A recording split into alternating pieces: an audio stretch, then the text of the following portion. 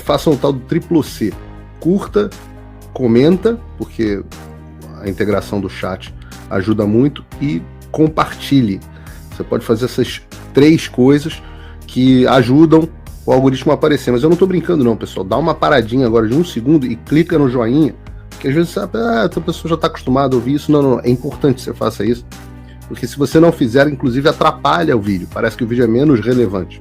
Então, também faço aqui o meu convite da minha parte para você assinar a plataforma do Fio Diário e começar a acompanhar uma plataforma realmente livre e que vai dar oportunidade das pessoas falarem o que pensam e dizerem a verdade. Se você não incentivar um veículo de mídia independente como esse, quem vai fazer por você?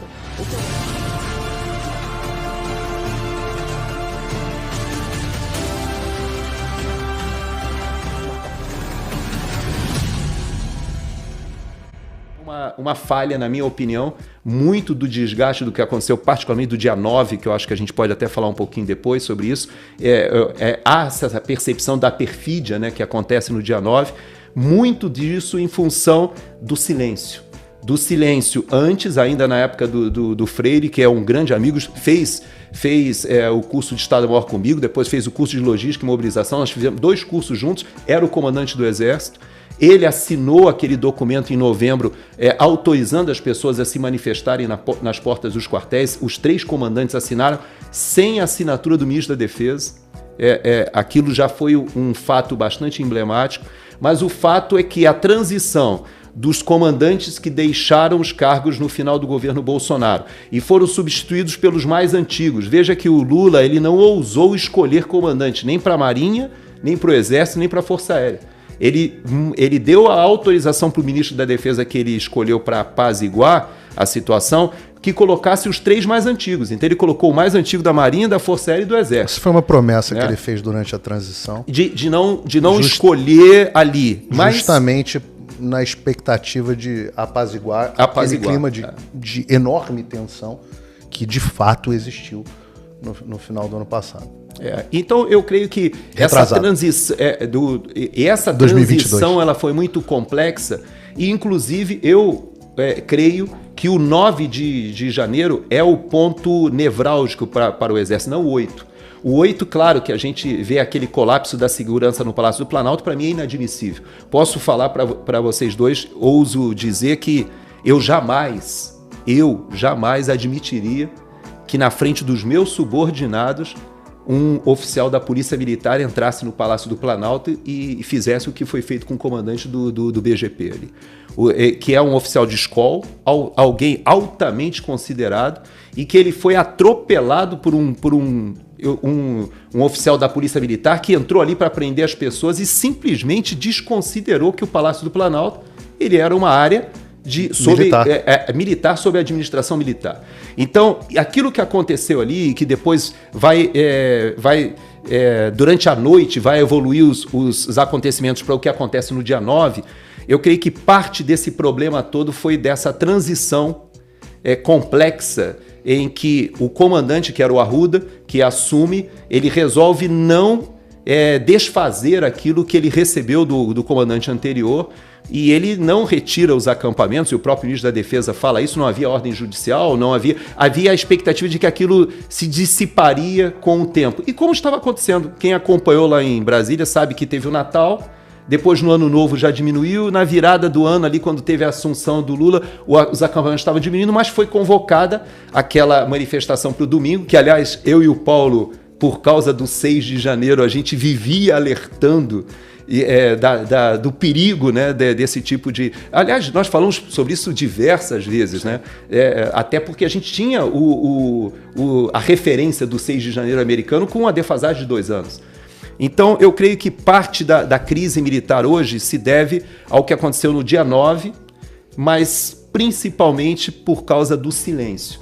O silêncio, essa opção do comandante militar dele entender que os assuntos eles acabam se decantando e que com o tempo a verdade aflora e que você não precisa se explicar, isso acabou gerando uma série de desinformação ou pelo menos de percepções erradas, né, da população. Eu lembro que tic-tacs, né? Como a gente ficou conhecido ali no final do ano, né? A nossa audiência sabe do que se trata, mas aqueles grupos de WhatsApp que toda hora é tic-tac, agora vai. Agora... Eu era odiado pelos tic-tacers, porque eu jogava água fria, você também? O tempo jogávamos todo. Água fria nos tic-tacers o tempo inteiro. Assim, o Gerson tem um ponto fundamental aqui, que é o fato de que todo presidente outsider, ele é, por definição, despreparado para a função que ele vai ocupar.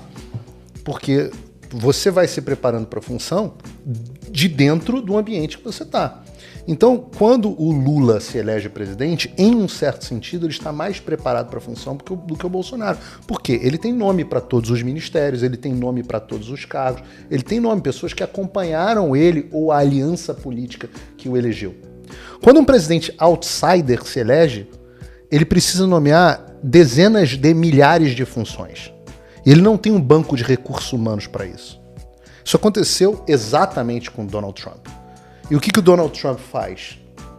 Ele recorre ao maior partido político do mundo, que é o Partido Republicano, na época. No mundo democrático, né? Na China, claro. 90 milhões de membros, acho que tem o Partido Comunista lá. Exato. Então, do maior partido de um regime democrático do mundo, que é o Partido Republicano. E o Partido Republicano tinha, 8 anos antes, membros da administração, tinha gente desde a época do Reagan, que está aí hoje funcionando, trabalhando, tem todos os governadores de estado, pessoas que tiveram funções. Essas pessoas estão preparadas de certa forma. O Trump teve uma enorme dificuldade, que era que muitos desses eram de um establishment republicano, e o Trump passou uma enorme dificuldade com esses caras. Tanto que em 2019 que muitas coisas começam a entrar na linha 2 anos e meio lá pelo mandato. Exato. Tira o Rex Tillerson, bota o Exato. Pompeo. O Rex Tillerson foi o maior... o cara, vou botar o cara para chefiar o Departamento de Estado. O cara era o maior globalista que você podia imaginar. Então, ele foi aprendendo o jogo ao longo do processo. O Bolsonaro teve um problema similar. Quando ele se elege, ele vai colocando pessoas para funções onde ele está completamente perdido. O Ministério da Educação talvez seja o maior exemplo disso, mas vai até para a Apex aqui em Miami.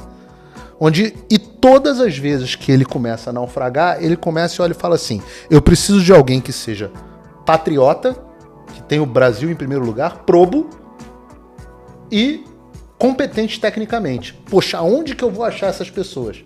Ora, o maior celeiro de pessoas patriotas, honestas e competentes tecnicamente é o Exército Brasileiro. Não só o Exército, as Forças Armadas, exato. As Forças Armadas como um todo. É o maior. Então, o Bolsonaro acaba recorrendo todos os momentos a militares. Você imaginar que você vai contratar um militar para trabalhar em comunicação, eu estou fazendo uma provocação aqui especial ao Gerson, que era da área de comunicação do Exército, mas é uma brincadeira aqui entre amigos, mas é surpreendente, porque os militares não são conhecidos pela sua habilidade em comunicação. Agora, eu estava falando especificamente do Rego Barros. Mas é a ausência de banco de dados de recursos humanos. Além disso, esse contraste que o Gerson falou é muito importante, porque não é só isso. Aqui nos Estados Unidos, os militares participam da vida pública com mais naturalidade, porque vem fazendo isso desde o George Washington. Né? Claro, que era o militar, o general Washington. Claro. E eles se ufanam, né? Os candidatos aqui fazem questão de eles dizer, não, eu fui militar, eu servi, eu fui na campanha. Eu acho que até o Andrew Jackson, que parece que ele era courier, entregava carta na Guerra Revolucionária. Os primeiros 5, 6, 7 ali, todos militares que lutaram na Guerra da Independência. Existiu uma chacota com o George Bush, porque ele, se não me engano, tinha trabalhado no Coast Guard, no National Guard. Assim. Tinha uma... É um demérito você não ter tido algum serviço militar ativo. Como o Trump, quase todos passaram pelas Forças Armadas. Você tem que ter, né, alguma ligação com o seu serviço à pátria. No Brasil, depois de que o meu avô saiu do governo, em 85, você teve um processo de achincalhamento mesmo dos militares e de defenestração. O defenestramento? Defenestramento. Acho que foi bem defenestração. Talvez. Dos militares de qualquer função pública. Porque, lembra, até 85 a presença dos militares nas funções públicas era exagerada. A ideia de general de pijama, etc., comandando empresa estatal, isso era uma realidade. Os militares tinham uma presença muito forte nos governos militares. E daí, quando chega o Bolsonaro, você tem esse contraste completo, meio que eles começam a voltar, e isso, sem dúvida nenhuma, gera um constrangimento, até porque, e o Gerson pode até atestar isso, muitos dos militares que chegavam lá, olhavam o jeito do Bolsonaro e falavam, esse cara... Começa que tem uma questão hierárquica. Eu não creio que é hierárquica, não. Eu divirjo dessa questão da tese da hierarquia? Eu divirjo pelo seguinte, a questão não é hierárquica. É do preparo. É do preparo. É isso. Porque exato. O que acontece... Porque, por exemplo, você pega o Tarcísio é capitão. Isso. Ele vai para o meio civil ainda como capitão. O Bolsonaro também ele deixa o exército como capitão. Mas a questão é mais do fato Esse cara não tem estado maior.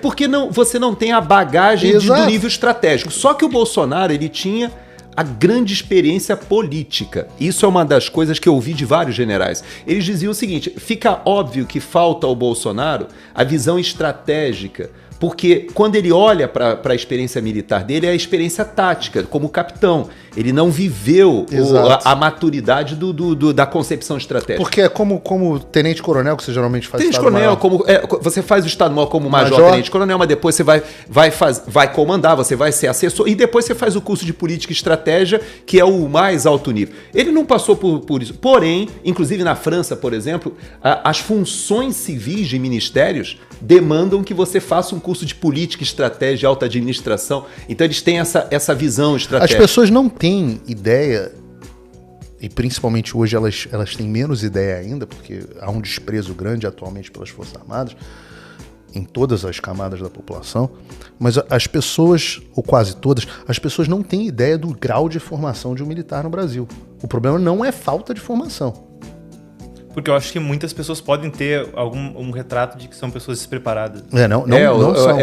São limitadas. Pessoas... Mas só fechando essa ideia do que você colocou, o problema que se identificava, ele era rapidamente dissipado quando o Bolsonaro assumia o protagonismo político. E aí eu ouvi de vários generais que eles diziam o seguinte, ele pode ser limitado na concepção estratégica, e eu achava até bonito da parte do Bolsonaro, porque ele se admitia limitado em várias questões, mas ele tinha o tino político e a experiência de ter vivido no Congresso durante décadas e de ter convivido com esses políticos do baixo clero, do centrão, ele ter vivido isso ali, dava a ele uma visão política que nenhum dos generais tinha e nenhum dos políticos, dos militares que foram levados tinha. Mas ainda assim houve um conflito com certos generais. A gente pode falar do general Fernando. Podemos enumerar aqui os casos... Mas é porque o Fernando também ele vinha de uma experiência política, né? A gente pode... O que eu posso dizer assim... Houve a ponto do Bolsonaro fazer várias substituições, que a gente citou aqui, ao longo do processo. Houve um desgaste. Um certo desgaste. Mas tudo isso é o ponto onde eu divirjo, de certa forma, do Gerson, é que eu acho que não é esse o ponto que impacta da credibilidade que as Forças Armadas perderam com a população. Credibilidade, em qualquer matéria, ela é constituída pela sua capacidade de entregar aquilo que você promete. Essa é a sua credibilidade. Então, a imprensa, por exemplo, nós estávamos falando dela agora há pouco, perdeu a sua credibilidade. Por quê? Ora, ela passou 100 anos construindo a credibilidade do tal do jornalismo independente, que é uma invenção do final do século XIX, o jornalismo imparcial, objetivo, uma coisa que não existia. Falando dos pais fundadores, os pais fundadores eram jornalistas como eu. Não eram jornalistas do tipo William Bonner, né? Metido a imparcial. Então o jornalismo objetivo construiu uma reputação ao longo do tempo. Essa reputação foi destruída ao longo de 15 anos. Nos últimos 15 anos, a imprensa destruiu a sua reputação, que construiu ao longo dos últimos anos. Os militares, eles construíram uma reputação justa.